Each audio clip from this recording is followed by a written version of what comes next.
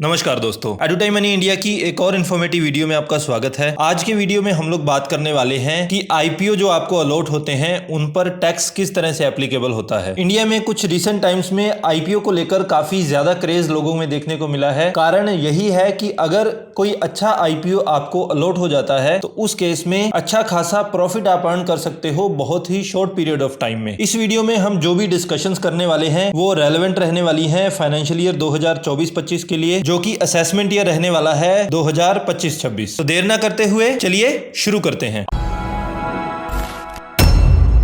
अगर आप long term में एक अच्छी वेल्थ क्रिएट करना चाहते हैं उस केस में टैक्सेस की अंडरस्टैंडिंग होना आपको बहुत जरूरी है। पैसा कमाना जितना ज्यादा इंपॉर्टेंट है उतना ही इंपॉर्टेंट है आपके लिए सेविंग करना भी, क्योंकि अगर आप बहुत ज्यादा पैसा कमा रहे हैं लेकिन उसमें से कुछ बचा नहीं पा रहे हैं तो वो ज्यादा अर्निंग भी आपको लॉन्ग टर्म में स्टेबल लाइफ नहीं दे सकती। कुछ केसेस में तो ये भी होता है कि आपके जो नॉर्मल खर्चे होते हैं उनमें से सबसे बड़ा खर्चा जो आपका होता है वो टैक्सेस ही होते हैं। इसीलिए कहा जाता है कि जब भी आप कोई इन्वेस्टमेंट करते हैं तो सबसे पहले उस इन्वेस्टमेंट को समझना जरूरी है और उसके साथ साथ उस इन्वेस्टमेंट पर जो भी पैसा आप अर्न करने वाले हैं, जो भी इनकम आप प्राप्त करने वाले हैं, उस पर टैक्सेस किस तरीके से एप्लीकेबल होने वाले हैं वो जानना भी बहुत ज्यादा जरूरी है। अपने टैक्स से जुड़े हुए खर्चों को ऑप्टिमाइज करने के लिए टैक्स प्लानिंग एक बहुत ही इंपॉर्टेंट रोल प्ले करती है। शेयर मार्केट से आने वाली इनकम की अगर हम बात करें तो शेयर मार्केट से मोस्टली आपके सामने जो इनकम्स दिखाई दे रही हैं यही प्राप्त होती हैं। सबसे पहले तो आता है long term capital gain, short term capital gain. इसके अलावा कुछ लोग ट्रेडिंग में भी इन्वॉल्व रहते हैं तो वो इंट्राडे में ट्रेड करते होंगे या फ्यूचर एंड ऑप्शंस में ट्रेड करते हैं। इन सब के अलावा कुछ कंपनीज जो हैं आपको डिविडेंड भी पे करती हैं तो वो भी शेयर मार्केट से जुड़ी हुई ही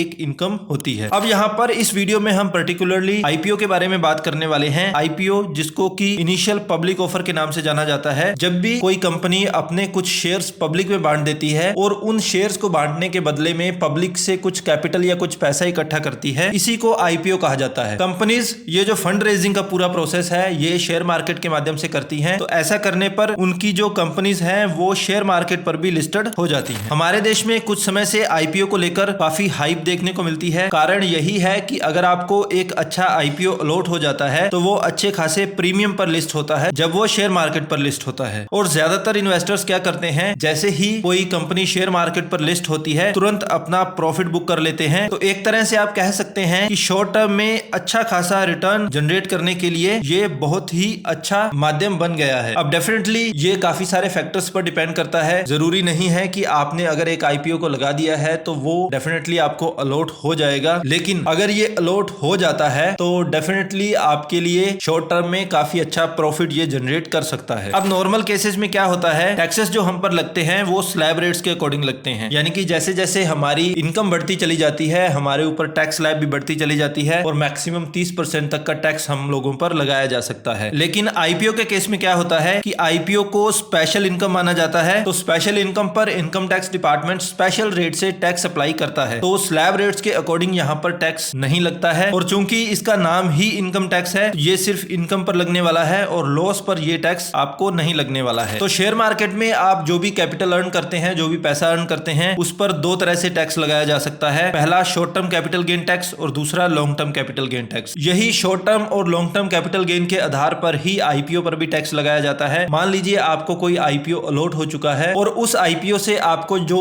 शेयर अलॉट्स हुए हैं उनको अगर आप एक साल के अंदर अंदर बेच देते हैं तो ऐसा करने पर आप पर लगने वाला है short term capital gain tax. लेकिन यही शेयर्स अगर आप बेचते हैं एक साल के बाद तो उस केस में आप पर long term capital gain tax लगने वाला है। अब ये जो short term capital gain tax होता है ये थोड़ा ज्यादा होता है, long term capital gain tax थोड़ा कम होता है। आगे इनको हम डिटेल में समझने वाले हैं। सबसे पहले ओल्ड टैक्स रिजीम की बात करते हैं और यहाँ पर टैक्स स्लैब के रेट्स जो हैं उनको एक बार देख लेते हैं। अगर आपकी टोटल इनकम 2.5 लाख रुपए तक है तो आप पर कोई भी टैक्स लायबिलिटी एप्लीकेबल नहीं होती है, यानी कि आपको किसी भी तरह का टैक्स भरने की आवश्यकता नहीं है। जो भी आपकी इनकम 2.5 लाख से ऊपर है और 5 लाख से नीचे है वहां पर आप पर लगता है 5% टैक्स। इसके अलावा जो इनकम आपकी 5 लाख से ऊपर है और 10 लाख के बीच में है वहां पर आपको 20% टैक्स देना होता है। इसके साथ साथ 10 लाख से ऊपर जो भी आपकी इनकम है वहां पर आपको 30% टैक्स देना होता है। लेकिन किसी भी तरह की कोई स्पेशल इनकम है तो वहां पर स्पेशल रेट्स आपको लगाए जाते हैं। ओल्ड टैक्स रिजीम में ओवरऑल बात करें तो ओवरऑल ये होता है कि 5 लाख रुपए तक की अगर आपकी टोटल इनकम है तो उस पर किसी भी तरह का टैक्स एप्लीकेबल नहीं होता। जैसा कि हमने पीछे देखा कि 2.5 लाख रुपए से 5 लाख रुपए तक वाली जो स्लैब है वहां पर 5% टैक्स आपको लगता है और ये 5% टैक्स आपका बनता है 12,500 रुपए का। तो ओल्ड टैक्स रिजीम में क्या होता है, सेक्शन 87A के अंडर ये 12,500 रुपए की आपको छूट दे दी जाती है। लेकिन ऐसा करने पर ओवरऑल आपकी टैक्स लायबिलिटी 5 लाख रुपए तक जीरो होती है। लेकिन यहां पर लॉन्ग टर्म कैपिटल गेन के केस में और शॉर्ट टर्म कैपिटल गेन के केस में सिचुएशन बिल्कुल ऑपोजिट होती है, क्योंकि सारे केसेस में ये 12,500 रुपए की रिबेट आपको नहीं मिलती है। अब एक बार देख लेते हैं कि लॉन्ग टर्म कैपिटल गेन को किस तरह से कैलकुलेट किया जाता है। अगर आपकी कोई भी और तरह की इनकम नहीं है और सिर्फ लॉन्ग टर्म कैपिटल गेन आपकी इनकम है तो उस केस में लॉन्ग टर्म कैपिटल गेन पर आपको टैक्स देना होता है 12.5%। ये 12.5% उस केस में लगेगा अगर आपने अपना कैपिटल गेन जो है वो अर्न किया है 23/7/2024 के बाद। इस तारीख को वित्त मंत्री निर्मला सीतारमन जी के द्वारा बजट पेश किया गया था और उस समय लॉन्ग टर्म कैपिटल गेन और शॉर्ट टर्म कैपिटल गेन दोनों को बढ़ा दिया गया था। लेकिन इस डेट से पहले ये जो टैक्स था ये 10% हुआ करता था। तो 23/7/2024 से पहले अगर आपने कोई प्रॉफिट बुक किया है तो वहां पर आपको लगने वाला है 10% टैक्स, और इस डेट के बाद अगर आपने कोई प्रॉफिट बुक किया है तो वहां पर आपको लगने वाला है 12.5% टैक्स। लेकिन यहां पर इंपॉर्टेंट ये है कि बेसिक एग्जम्पशन लिमिट जो है वो 2.5 लाख रुपए तक की ही अवेलेबल है, यानी कि पहले 2.5 लाख रुपए तक आपको किसी भी तरह का टैक्स पे करने की आवश्यकता नहीं है। अब लॉन्ग टर्म कैपिटल गेन के केस में एक बेनिफिट और आपको मिलता है। पहली चीज तो ये कि 2.5 लाख रुपए तक हमें कोई टैक्स वैसे ही नहीं देना होता है। इस 2.5 लाख रुपए के बाद हर फाइनेंशियल ईयर में 1,25,000 रुपए की आपकी जो भी लॉन्ग टर्म कैपिटल गेन की इनकम होगी उस पर किसी भी तरह का टैक्स आपको नहीं देना होता है। इन दोनों को जोड़ने के बाद इसके ऊपर की जो भी इनकम है उस पर आपको 10% टैक्स देना पड़ सकता है या 12.5% टैक्स देना पड़ सकता है। तो ओवरऑल 3,75,000 पर कोई टैक्स नहीं है। इसके ऊपर की इनकम पर आपको long term capital gain tax देना होता है। अब एक एग्जांपल के माध्यम से समझ लेते हैं। मान लीजिए हमने कोई आईपीओ में पैसा लगाया और वहां से हमने 5 लाख रुपए प्रॉफिट अर्न किया, कैपिटल गेन अर्न किया। तो ये 5 लाख रुपए कैपिटल गेन पर सबसे पहले तो हमें बेसिक एग्जम्पशन लिमिट मिल जाएगी 2.5 लाख रुपए की। फिर एक जो स्पेशल एग्जम्पशन है लॉन्ग टर्म कैपिटल गेन की 1,25,000 रुपए ये हमें मिल जाएगी। ये सब करने के बाद ये डिडक्शंस लेने के बाद एक्चुअल में 1,25,000 रुपए फिर भी बच जाएगा। इस 1,25,000 रुपए पर हमें टैक्स देना होता है। अब 12.50% के अकॉर्डिंग टैक्स आप लोग देखेंगे तो ये टैक्स बन जाएगा 15,625 रुपीज। अब टैक्स पर टैक्स का भी प्रोविजन है इंडिया में, तो इसके ऊपर 4% सेस भी लगाया जाता है। तो टैक्स प्लस 4% सेस और प्लस अगर कोई आपका एडवांस टैक्स बनता था और आपने उस टैक्स को पे नहीं किया है तो